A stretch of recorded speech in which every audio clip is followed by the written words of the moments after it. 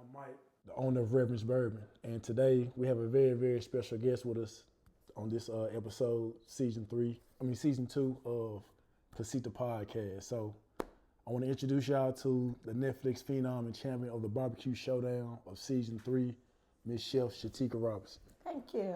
I'm excited to be here. Yes. Glad to have you as well. So before we get started, we always do a toast. Since you are the season 3 champion of the barbecue showdown on Netflix, Yes, come on. we always pay homage to winning, and it's a celebratory shot. So Yes, pay yes. homage.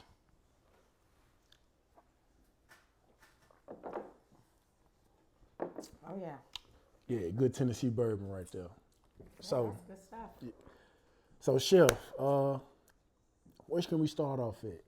You know, we have pretty much a little bit in common. We'll get into that later, but pretty much give our viewers, about the Netflix experience that you had with the barbecue showdown. Okay, I will. I'll start with just, who I am, and that is just, I'm from Nashville. I started cooking when I was about 7 years old. So first thing I ever learned how to make was biscuits. So that became the thing that my mom would ask me to make every week. It was like, hey, come on in the kitchen and make your biscuits. From that, I kind of just grew to learning how to cook everything from my mom. At some point, when I would smell the smoke outside, I was intrigued by what my father was doing outside, and that is what caused the whole barbecue influence with me.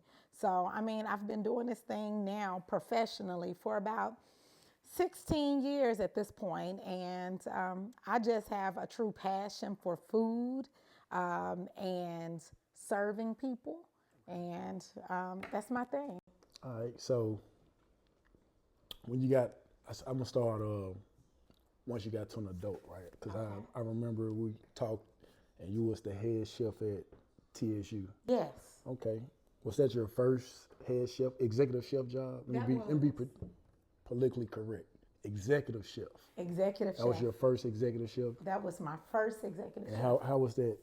Being on a HBCU in that role. Was there any inspiration in doing it? So I attended TSU myself. So Tennessee State was All alumni. yes, that's my place, right? And so for me, growing in the industry, it was really hard. I've been in some really great kitchens that have been 5-star kitchens, some really great hotels with great kitchens, with great chefs, but it was always really hard for me to move up in that industry, right? So the opportunity at TSU came. I actually started out as the sous chef. 6 months later, I'm promoted to the executive chef. And for me, what I wanted the students to feel was that feel of where they felt like they was at home when they came into the caf. I don't know if you guys remember how the caf felt when y'all was there, but for me, it was like to have an experience that actually made the kids feel like I want to be in the caf. When I first started, the kids did not want to be in the caf. They wanted off their meal plans. They said the food was disgusting. And so me being an alum, I really wanted them to feel like this place was home. And so I just started changing up things, changing up the recipes. I understand what our culture wants, right? And that's what I started giving the students. So to me, it was the best experience to be able to be around a bunch of students that were from everywhere and still be able to feed their souls. Add the recipe for the fried chicken Wednesday. Yeah. Okay. Look, can't nobody. I don't know what your fried chicken Wednesday was like, but if you came to the caf while Chef Shaticka was in the caf, that recipe, fried chicken Wednesdays, was the best. And we also had the best greens. We had the best mac and cheese. And then I would switch it up with the other sides. It would be candied yams or sweet potatoes or pinto beans, black eyed peas. and we had cornbread. So like when I was there, we had 3 lines of students with fried chicken. We had to we had to close all the other lines and turn them all into Fried Chicken Wednesday lines. I remember that. So let me ask you this. How can you go from cooking for, say, like your family and then cooking for hundreds of people? So look, growing up, we always cooked for, it wasn't just, my family was my mom, dad, my sister, and my brother. So 5 or 6 of us, right? But when we cooked for anybody to stop over. So in my mind, even though the numbers went from like 5 or 6 to 3,000, 3,500 students, right? Let me speak for me. I just cook from my soul, and I just know what that number looks like. So it is a planning part and understanding how to get this, be able to feed for the masses. That is a thing that you actually have to do. But when you've always cooked for the masses, I think that it's not as hard as people think it is, just because that's what you do. You know that people are coming to eat. So for me, every day in the CAF was, hey, I know that yesterday we fed 3,000. So let's plan for 4,000 today. And, let's just. Well, I hate to say I was one of those people that dropped my. Yes, I dropped my food. Your meal plan? Yeah, the meal plan. I didn't have a meal plan. Why? Being from here, I've had the food in the past, and I'm like, I'd rather just go home or go to my grandparents' house. Now, I did get a lashing from doing that. Like, you on that campus. And we paying for this meal plan. Exactly. I'm like, nah, I dropped all that. I did one better.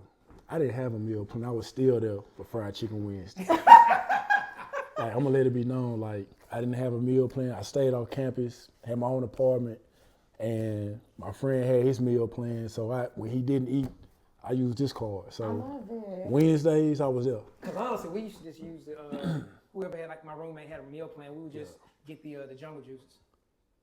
Yeah, they don't have jungle juices no more. Before everybody time. What about Purity? They don't have that anymore in the CAF. There it is. Not in the CAF nor in the pods. They have, but I mean, the campus has really expanded, and they have some other options that we didn't have when we was there. Like I think when we were there, we had Taco Bell. Pizza Hut. Chick-fil-A. See, Chick-fil-A wasn't there. They wasn't there when I was there. So I didn't have that option, but it was the CAF, Pizza Hut. I want to say it was Burger King when we were there. Burger King. And so you went upstairs to get all of that, came downstairs, and they used to push the salad bar out into the middle of the. Don't do that anymore. I mean, they have really stepped it up over there. So now I do remember waking up early just to get down there to be first to get a waffle. Waffle machine is crazy. Yeah, the waffle that machine. really is, yes. Y'all make a mess with it, but like the kids will come for the waffle machine. So yes. Yeah, and I mean, being a part of TSU, I was able to make a lot of changes in the CAF. A lot of the stations that they have there now are things that I was able to incorporate into it. And so those are all things that I'm really proud of. And I'm hoping that I'm no longer there, but I'm really hoping that they just keep that tradition of where the students love to come to the CAF and just hang out all day, because that's what would happen. The kids came, hung out all day with me. I come out and I'm like, you still here? Did you make it to class? So I think that having someone in the CAF, a chef that really cares about the vegans, about the meat eaters, about the vegetarians, about the pescatarians, it's really important to have just on any campus. So let's transition. So we all got our brands out. So I'm watching them. I'm scoping the room, and I see this nice Coley's juke joint, chapeau. That's what I call it. What is it? Chapeau. So that's what I'm gonna call it, because I have a chapeau. You have a chapeau. I have a chapeau. It's a Reverend chapeau. Okay. Yeah, you'll see. Okay, I need to see it. So cool. So tell me a little bit about Coley's Juke Joint. Yeah, so Coley's Juke Joint, right? Couple of things that goes into it. Yeah. Number one, Coley's is my maiden name. So my father was in the Army, and anybody that's military knows that they call you by your last name. That transferred into his civilian life. Gotcha. Like, so everybody was still like, Coley, right? So I take a lot of pride in that name. I'm an Army brat. I just know what my dad went through, and I appreciate it. So that's the first part of it. Now, the proper name for a juke joint is what the juke joint is, right? Yeah. And what a juke joint was, a place where people went to have really good food, really good drinks, and really good music. You could stay there all day and have yourself a good time. So I believe in manifesting the things that you want to happen. Yes. So right now I have a food truck. It's Coley's Juke Joint. The bigger picture of it all is becoming a brick and mortar, and it's a place where, this also says, where food and music feeds the soul. So that's what Coley's Juke Joint is. I love to make really good food. Okay, what's the signature dish that you have? I think the signature dish is my Jamaican smoked oxtails, along with the elevated AF ribs. So I think like you have something for your pork lovers that want to come in there and just have, some ribs. That's the elevated AF ribs. And then the Jamaican smoked oxtails, because I just love Jamaica and that culture. I'm assuming that's jerk. There's some jerk in there? It's no jerk, not in the oxtails, but I do some jerk wings. I'm interested to taste it though. You're going to have to. It's different. I'm going to tell you this. I love that cabbage. It's something about that cabbage. Cabbage. Come on with it. Anytime you're on Buchanan, What you do? I stop and get me a plate of Cabbage. cabbage. That's that North Nashville coming Yeah. out. I see. Yeah. Cabbage. You got the Jamaican oxtail. You said the wings. I have the brisket that I did on Netflix. That's also another really big seller for me, is the burnt end brisket sliders. And then I have some other things in the works that I think people are really going to be excited about. And so I'm excited about things that are happening. Okay, so now I know, we've been towards the Netflix, and I'm eager to hear that experience, because when I hear people on Netflix and it's a contest and you win, like you in a different era of space, So kudos you on doing that, and I'm just all ears and eyes right now. So I'm gonna let you take it away with how the Netflix come about. What you want to know? Tell me. Let me put my little 2 cents in. Come on with it. How I'm gonna take a did sip you- of this reference. Go ahead. Shit, I'm out. How did it come about? How did you audition for the show? So listen, I actually thought it was a scam. Like, yes. Someone just was inboxing me on Instagram, and they said, hey, we think you'll be awesome for a show. And I was just thinking, it's a lot of scam artists out here right now. After I did some research on my own, I seen that she was legit. And that's where the whole application process really took off. And after that process started, they really loved what they seen, and it just manifested itself all the way up until me actually being on the show. So it went down in the DMs, basically. It went down in the DM. Went down in the DMs. Yes. Okay. I love it. So the DM happened. They called you up to audition. After the audition, they called you to... They called me back. It was like, I really stopped thinking about it. I was on my way home, and, I usually don't answer phone numbers that I don't know. Likewise. And so what I did was, I was like, well, I don't know this number, but let me see. It didn't say scam likely. So that's why I was like, well, let me answer the phone. Answered the phone, and they was like, we love what we seen. We would love to take you to the next level. And it just kept happening that way until I got a phone call where they was like, we want you on the show. And I was like, what? I was actually at, I don't know if I should say this, but I was at Hooters at the time. We was out watching the game. And they called me, and I was like, oh my God, like, this is for real happening. Right. And so from that moment on, it just like, and I think what it taught me is just like what God has for you is just going to happen real easy. Right. And it's not a real struggle to get there. And all the steps that happened led me right to. Phone call, pretty much. That's when it felt real to you. Oh, that's when I knew it was real. I said, you going to fly me out when? Oh, okay. Well, before we get to that, how was the transition from Tennessee State to going on the show? So listen, I was still at Tennessee State at the time. Now, Tennessee State was not my employer. I was employed by their food vendor. Was it Airmark?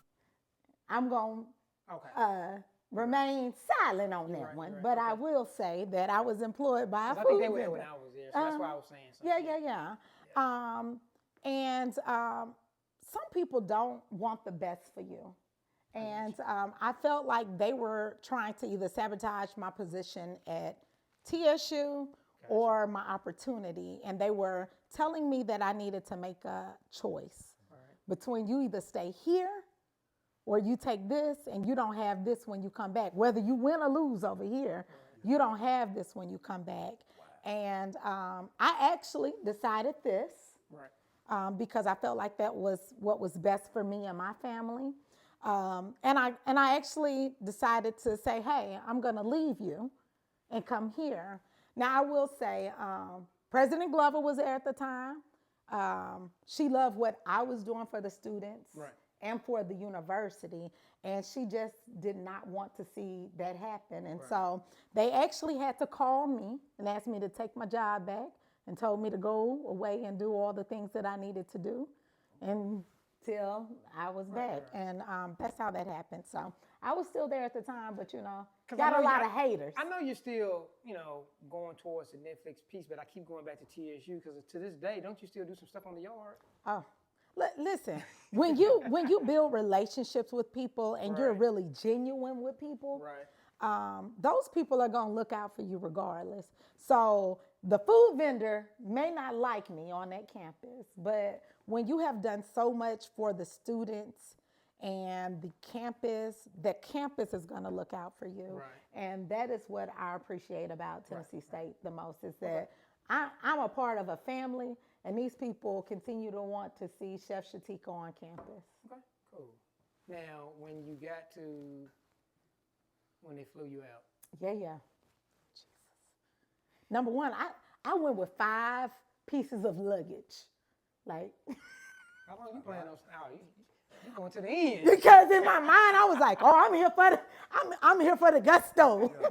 I need all my stuff with me. Right. And that is really my mindset was that, look, you're going to win. Yeah. I'm not second guessing myself. Now, I didn't have to go in and just tell everybody, I'm going to win this thing. But self-affirmation. Come on. Yeah, self-affirmation. Every day.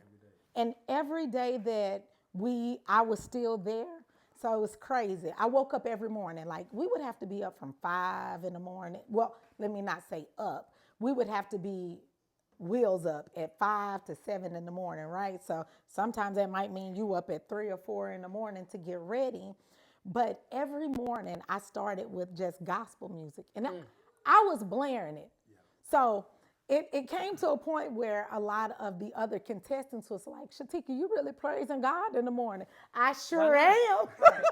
Like, I don't know how y'all making it, but this is the only way. Because I really don't think people understand how much actually goes into production and producing a show. And when you're doing a reality show that is competition, like people don't realize like we're up and going, and it's actually the time that they say go on the clock is the whole time that we are competing. It's no pauses. You're competing. Right. And then you have a bunch of ups and downs, ups and lows of where they're asking you questions. You might be on a really good high, and then they ask you something. They ask me something about my dad, and I'm like, why did you ask me this right now? Like, not right now, because it takes you on an emotional roller coaster. But when I say that it was the best experience that I could have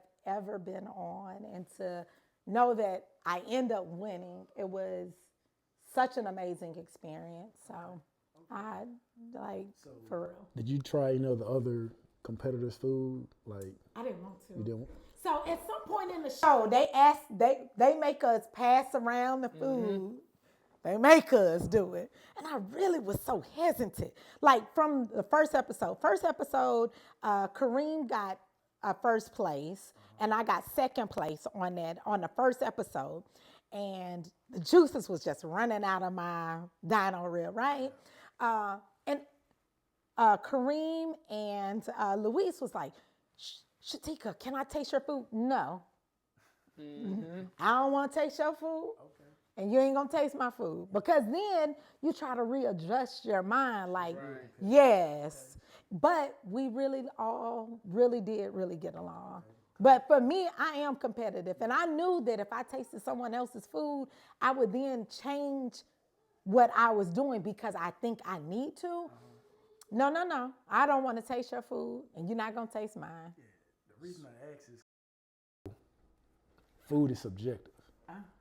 And so what you may taste, maybe, from the judge, you know what I'm saying? So what I'm trying to get to is, when did you know, like, you was, like, the favorite, or, you was up in that, like, you was going to win it because of, the way your food tastes? Because I know.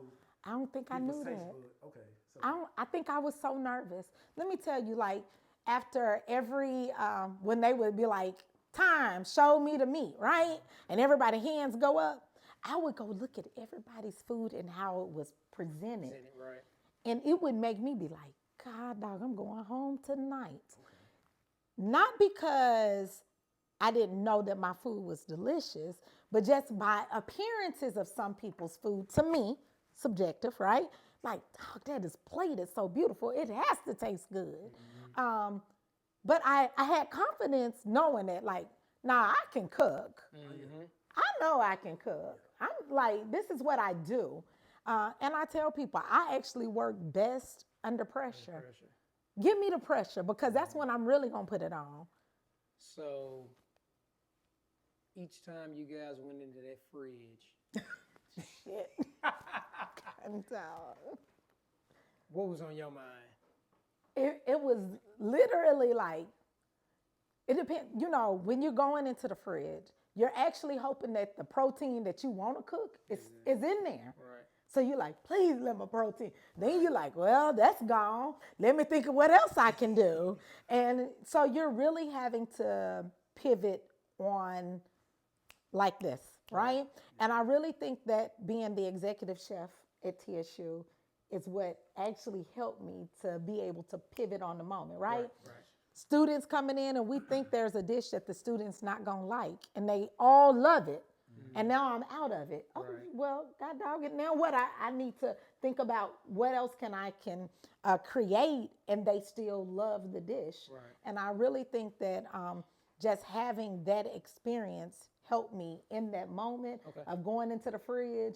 Sometimes I could go into the fridge and what I wanted was right there. Right. Other times I'm like, well, let's think about this. Well, let's get this. Here we go. Right. And just make what you can of it. So, following up with that question, what do you think was your hardest, how can I put it, your hardest challenge? Yeah, challenge. Hardest challenge. How many episodes were there? 8. Okay. 8 episodes, 8 challenges. Well, if we can say it's 8 challenges, but when you throw in the brisket challenge and I had to go and do a whole nother challenge, that's 9 challenges for me, right? That's when they put you in like in the bottom. Yeah. Okay. Then why we gotta talk about me being at the bottom? Hey, but you came back up to the top. Gotta start somewhere. Yeah. Got to crawl for your walls. God, dog. But I actually would say it was in the trench because it was got you. all live fire, Yeah. and I had to cook everything outside in the live fire. Yes, and that was a pineapple upside down cake, rice and peas, skewers of jerk chicken and veal. So yeah, I would say that was the most challenging, and it was so far that we had to. The trench was here, and then all of our supplies was up here. Mm-hmm. So, and I think even in the episode, they're like, "Chef, why are you running? Like, do you understand? Like, we got 2 hours." And so, I'm trying to come all the way up here to come all the way back down here to make sure my fire isn't dying. Right. It was a lot going on. So I would say the trench was the hardest challenge. Okay. So let's go to the winning episode when they announced. Talk about their whole day, the preparation, and then up until the point they say you won. Listen, so they really surprised us on that finale, right?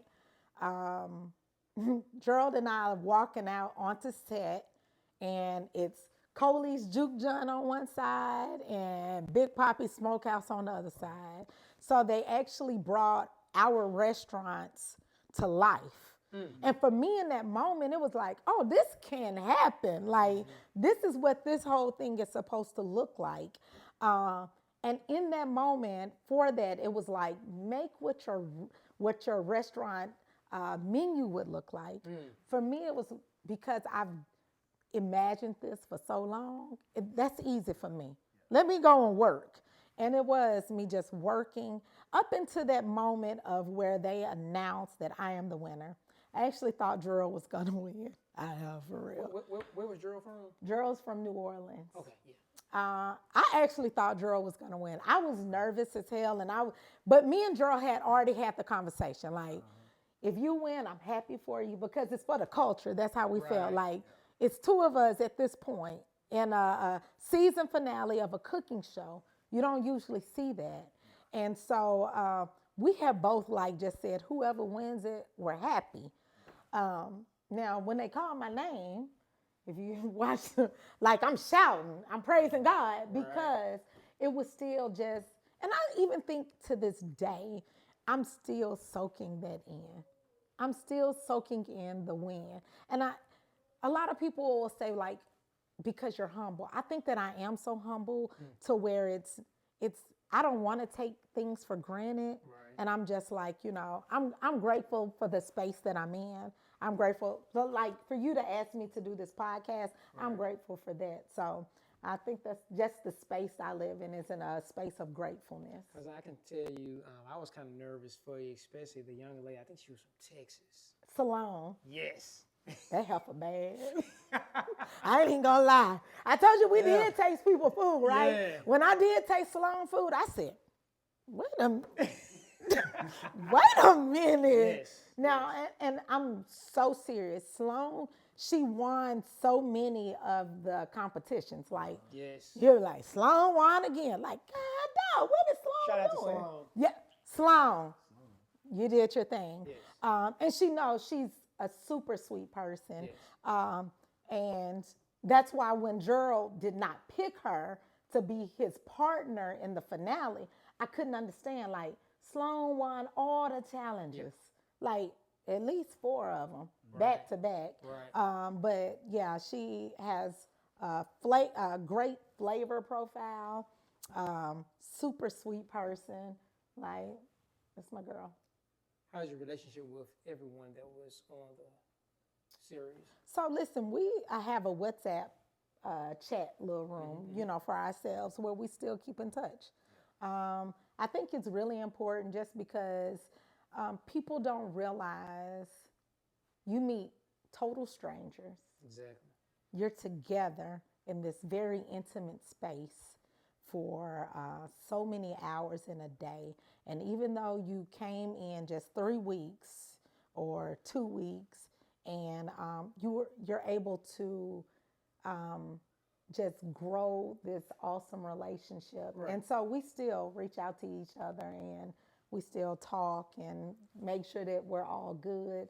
Because what you go through, it really is like a lot of emotional and just mental, what's the word for it? Yes, like it's a lot that is happening.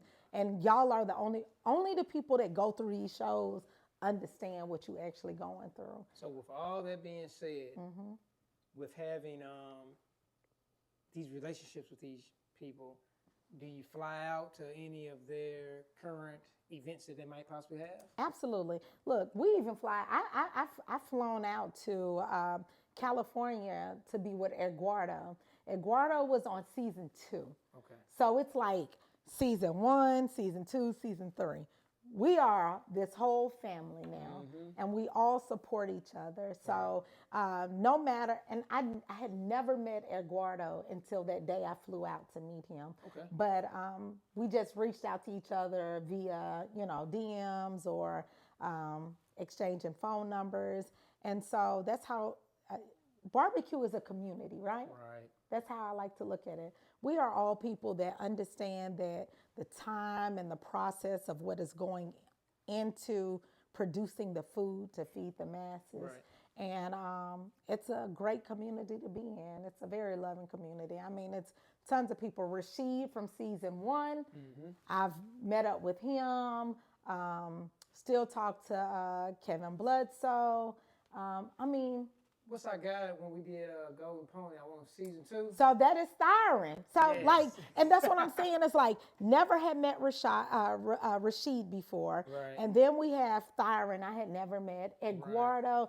And so when this one show, Barbecue Showdown, can bring together some amazing talent, and then we continue to work together. Right. The things that we do is endless.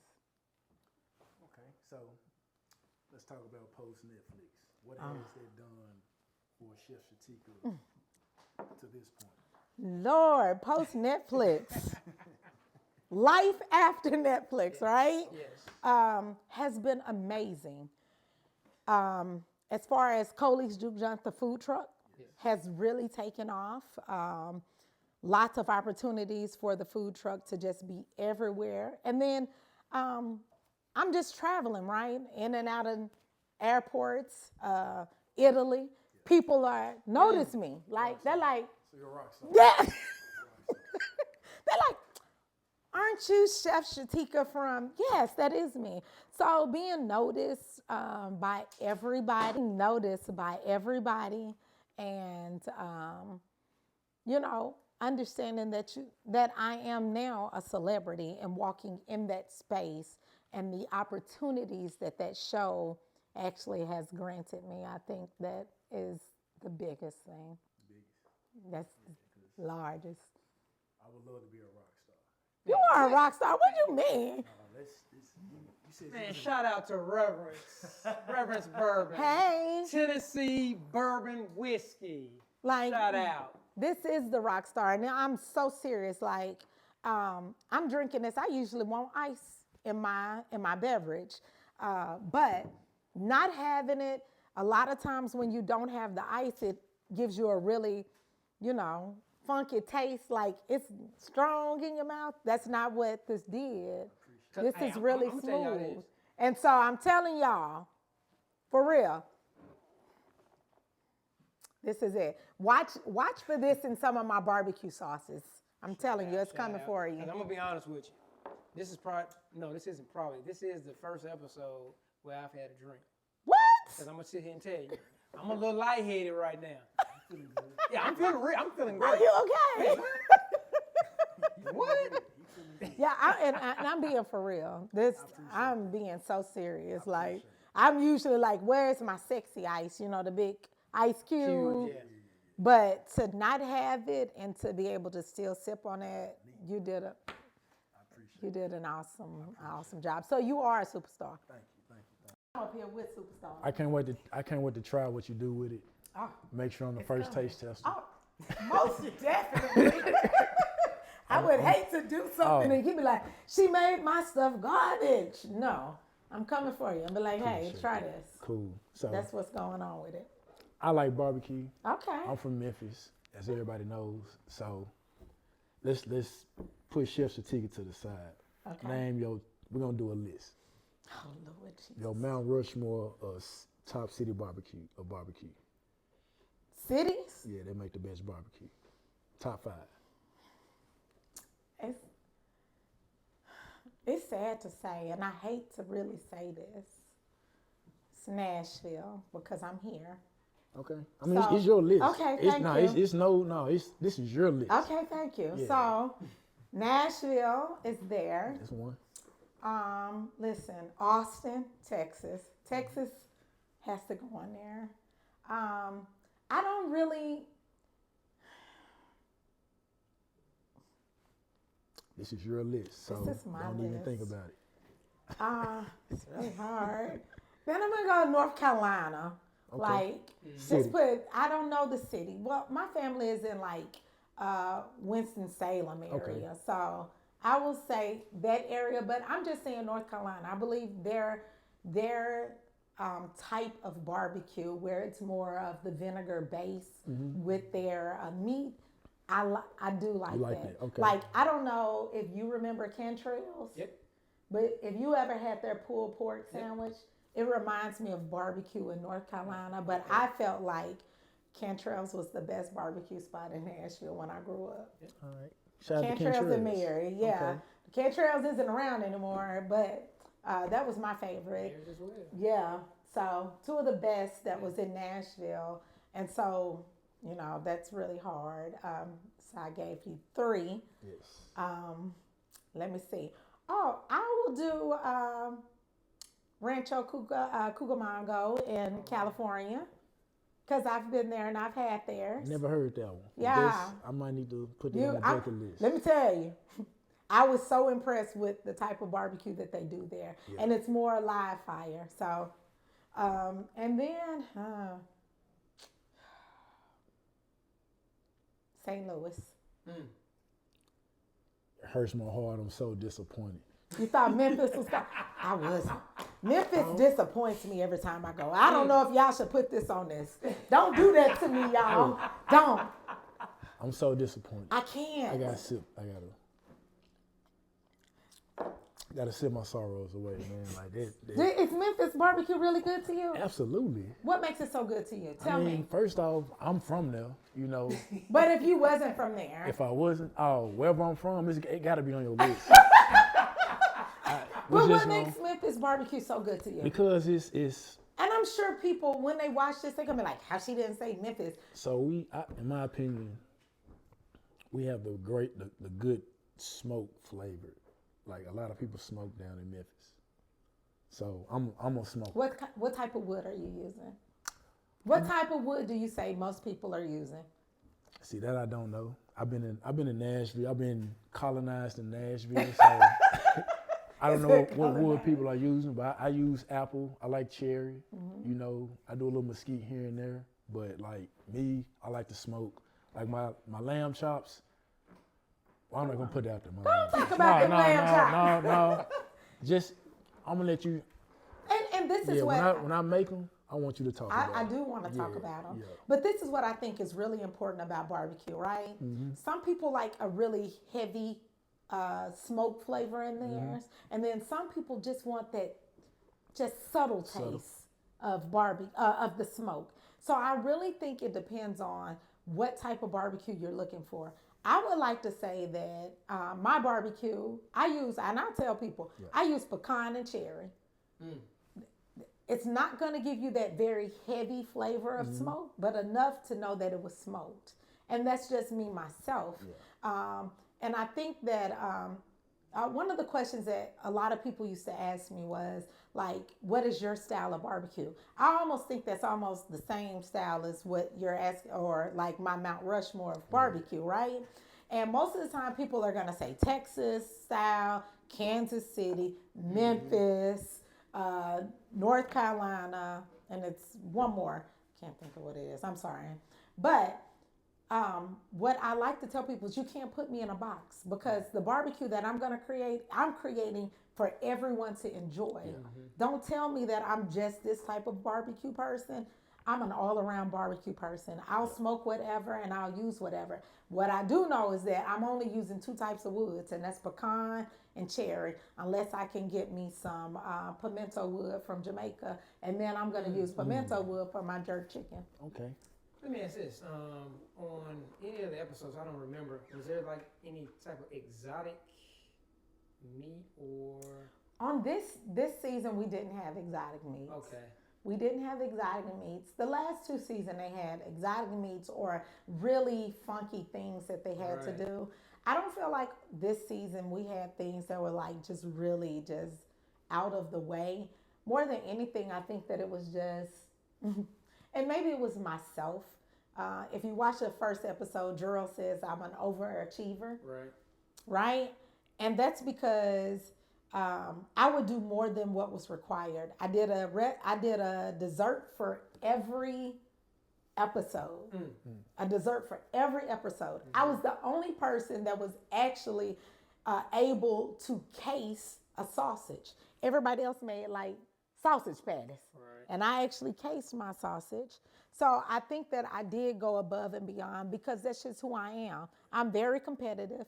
Oh, you can't do it? Watch me. That's just who I am. And it's not to be a knock on anybody. That's just how, I roll. I do know also in one of the previous seasons, I remember, if I'm not mistaken, that they had to cook, literally had to dig a hole in the ground and cook that was way. season 2. Okay. Yeah, we didn't have to do that. Thank God. They had to cook something underground and above ground in the trench.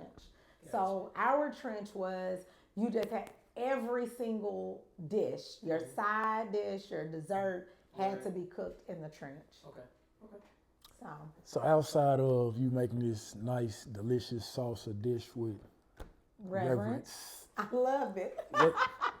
What can we look forward to from Chef Shaticka and Coley's? So listen, from the truck and also from you, the rock star.